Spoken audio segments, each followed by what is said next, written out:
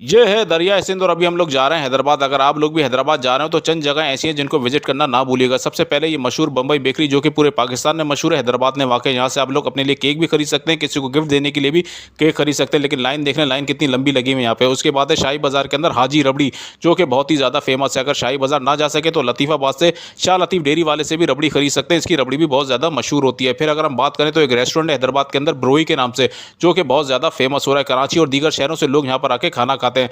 और उसके बाद अगर बिरयानी की बात करें तो हामिद बिरयानी वाला ये बहुत ही ज़्यादा फेमस है।